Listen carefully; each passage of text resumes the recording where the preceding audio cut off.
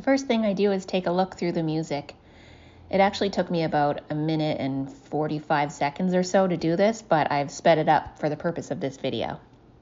Next, I picked a spot that was about 12 bars from the end.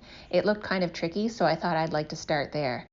As I go through the piece or the exercise, I get more and more tired getting toward the end, and then I'm not as interested in working on that part. So I like when I'm fresh to just start at the end sometimes for that reason.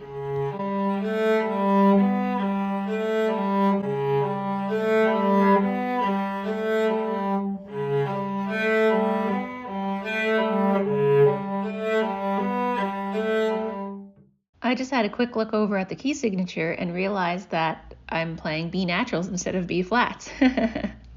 So I'll change that, and I'm just walking through this slowly so that I have time to think as I play.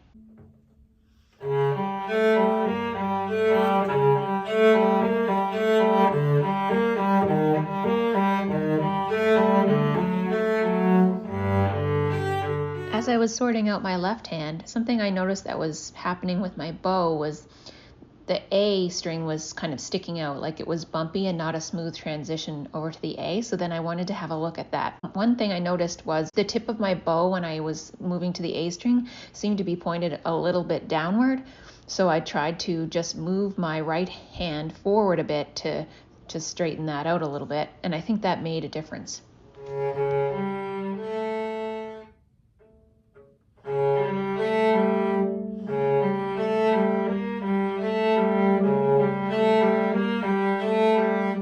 Another thing I found challenging about this passage was the pattern in the bow. So the beginning of the measure starts with a C sharp, and then we play a G, and the G keeps coming back. So the G is every second note, and that's always on the D string. And then in between those G's, we get an A the first time, and then a B flat, and then back to an A. And the thing is, it feels as though, especially just even looking at the music, that we would play both the A and the B flat on the A string. But that's not how it works, actually. We end up playing the B flat on the D string as well. So it feels as though there should be this pattern that goes D string, A string, D string, A string, D string, A string, etc. But it doesn't.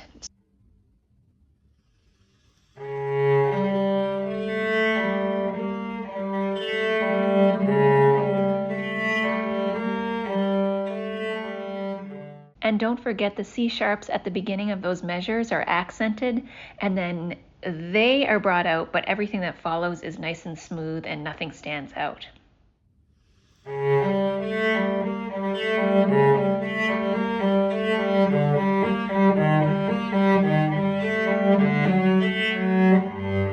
Last thing I want to say is that if you're working on a lot of little details like this, it's probably asking a lot to bring it all together and have it all work for you in that one practice session. So just work on these individual things, see how much of them you can bring together and do simultaneously, and then just let it go and come back another day and see how everything has gelled.